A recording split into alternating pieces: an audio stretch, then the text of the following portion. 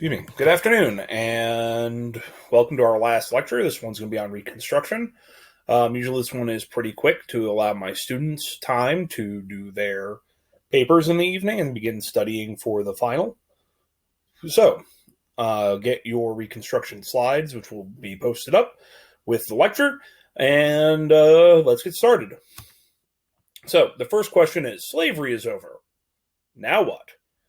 Are all of the African Americans in the South going to go to the north, to the east, to the west? Where are they going to go? The whites in the north and west definitely don't want them to be in the north or the west, and the southern economy is totally upended, totally turned inside out. And with slavery over, something is going to have to give. Well, what ends up happening is that at first, they open the doors and you have a takeover in many southern states of local House representatives, state senates, things of that nature by the African American community. There is a bit of renaissance. There's a scramble but from various family members to try and find those that have been sold to other states or other owners. But also total confusion. The Union Army, for example, with William Tecumseh Sherman, had parceled out some of the slave owners' lands to the slaves, and this is going to be clamped back. And ultimately, no one really has a plan for what is going to happen with Reconstruction. Well, one of the first things that happens as Reconstruction begins is a re-emergence of black codes. This time less formal and more anti-formal. Basically, the laws of behavior that are going to govern black life in the South moving forward from then until some 1960s or 1980s. One of which is this whole idea of Southern decorum. Blacks are not allowed to enter white residence without asking formal permission. Blacks are not allowed to look whites in the eye or to shake their hand. Whites would refer to blacks by their first name or boy, regardless of age or occupation, whilst blacks would be required to call whites sir or miss, regardless of age or profession. Black men were to stay away from white women. Ostentatious displays of wealth or property were punished, like if you drove into town with your brand new fancy car that you purchased with your new job. It was nicer than that the local white people had. You're likely to get dragged out, beaten, and your car burned. And any of these would be breaking any of these rules would be result in beatings, castration, destruction of property, or outright murder. Basically, the Southerners use terror to attempt to recreate the same order there was before. And that leads us on, again, we're going to move really quickly here, through to sharecropping, which is the new coke of slavery. Sharecropping basically is instead of the slaves having to live on the plantation with no freedoms, they instead have to rent land from former plantation owners, and they have to buy the seeds for their crops from the plantation owners, and buy or rent their tools from the plantation owners. And this allows the plantation owners to A, not have to buy them food or supplies, and B, to keep them on this never-ending treadmill of debt. And this treadmill of debt leads to essentially the building of what will become the prison industrial complex, which we'll talk about later. Essentially, sharecropping keeps blacks destitute. They keep African Americans from being able to move out of the South. They use strong vagrancy laws and rules as to owning alcohol or firearms and so on and so forth to keep the blacks in the South destitute, weak, and unable to compete with whites. Well, moving on from there, Abraham Lincoln Reconstruction. Lincoln, with all things, is incredibly wishy-washy following the American Civil War. Lincoln favors leniency for the former Confederates following the war. This wrangled the radical Republicans, but also a lot of moderate Republicans who wanted to see a turn away from the pre-war aristocracy in the South. Enough is enough. Stop catering to these people. We just fought a war where 500,000 people died. Come on. There's a general amnesty for most of the secessionists, and with a few notable exceptions.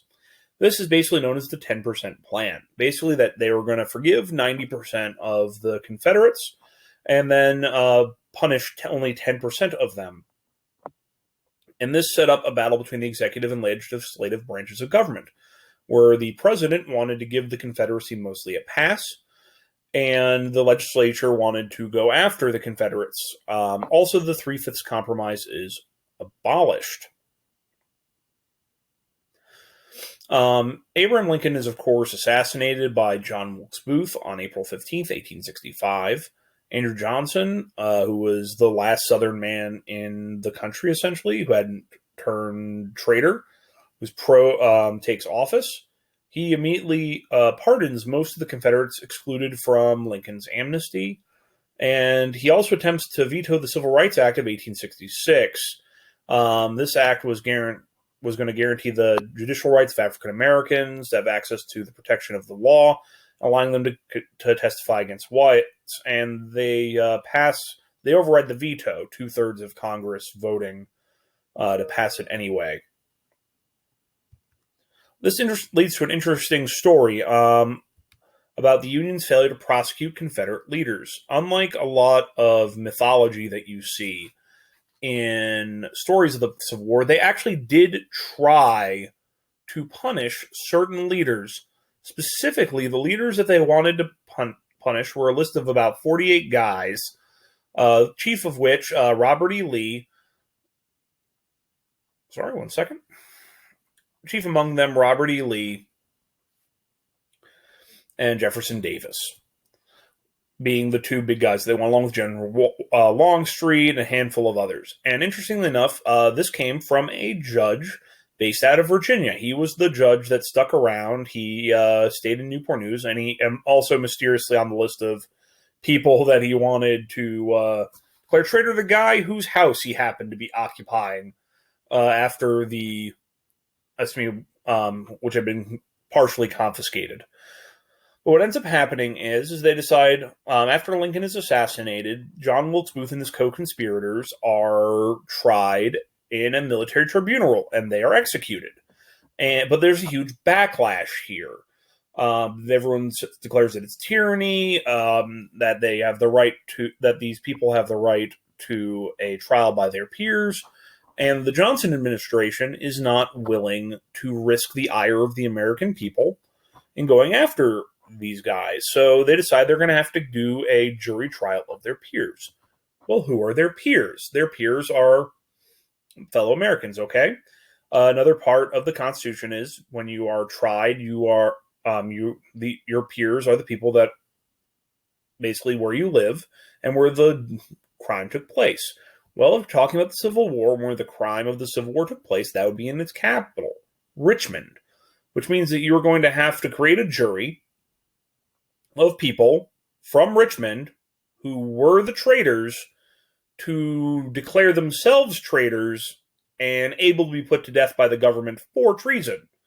Their hero, Robert E. Lee. This was never going to happen. Well, to be fair, the judge whose idea this was and who created the list goes before Congress on the record in front of the press and says, well, I could pack a jury if you needed me to, i.e. rig the election. Or not rig the election, rig the jury and rig the trial and see that Jefferson Davis and Robert E. Lee get convicted and hung to the neck till dead.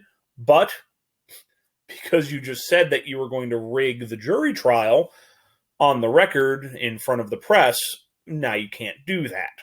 So they look to the Supreme Court, the Chief Justice of the Supreme Court of the United States and say, all right, ball's in your court, prosecute these people. And he's like, oh, I'm really busy because there's no win scenario for this guy.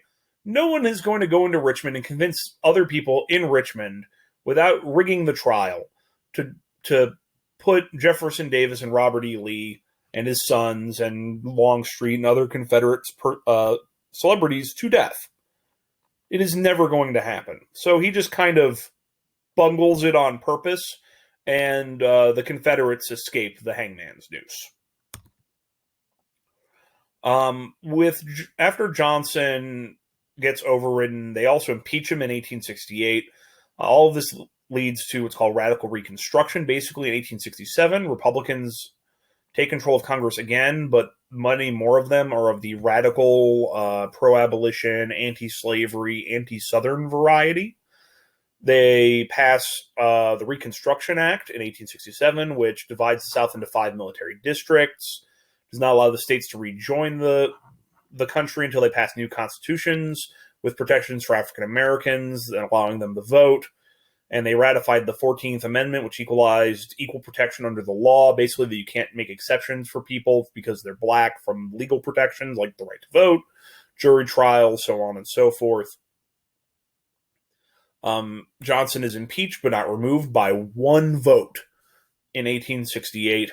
And Ulysses S. Grant becomes president in 1869 and will serve until the spring of 1877. And he has a hilariously inept and corrupt administration. He's flying high, drinking tons of booze, and making no friends in that time. This leads us to our first group of African-American politicians. A gentleman named Hiram Revels and another gentleman, Blanche K. Bruce, become the first African-Americans to serve in the U.S. Senate. They'll also be the last to finish their terms until 1966, the rest being forced out by scandal or assassinated. Dark stuff. 20 African Americans are elected to the United States House of Representatives, and African Americans gain seats in many southern state legislatures, and they even take control of the South Carolina legislature, but not the state Senate. And there is immediate violent backlash. There are stories abound of a white man is accused by a black man of killing or raping somebody. Guy walks in, no mask, shoots the guy on the stand giving testimony, and they can't convict him.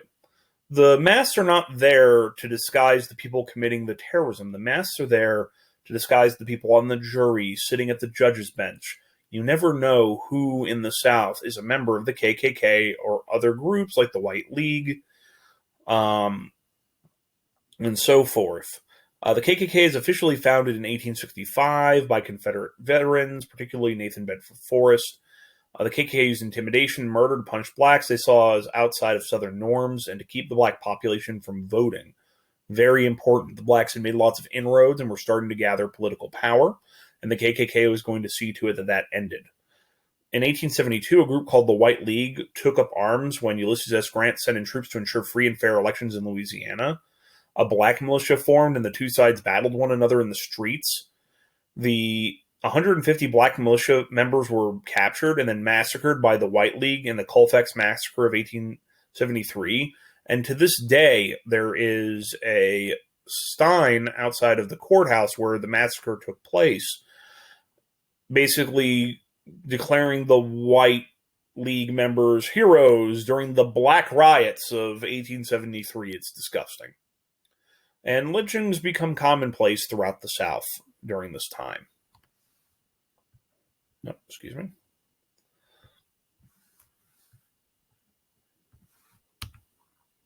All right. A little bit of a trigger warning. After this, I have a picture of a lynching in Omaha, Nebraska, more in the west than the south, during the Red Summer of 1919. I repeat, 1919, after World War I. This one is particularly heinous. It's a little bit blurry, but it is a man that has been burned alive. And this one, and a bunch of people posing, well, in this mob, in this group, surrounding this human campfire, gentleman was accused of attacking a woman and was not found guilty. Is a young Henry Fonda, the actor. And if you've ever seen my favorite film, 12 Angry Men, it's partially about racism and racism being wrong, at least as much as a film can be in 1956. And he was there, somewhere in the crowd, while this was happening, and he was so disgusted by it that he would at least attempt as best as he could to live a life free of racism and against racial violence.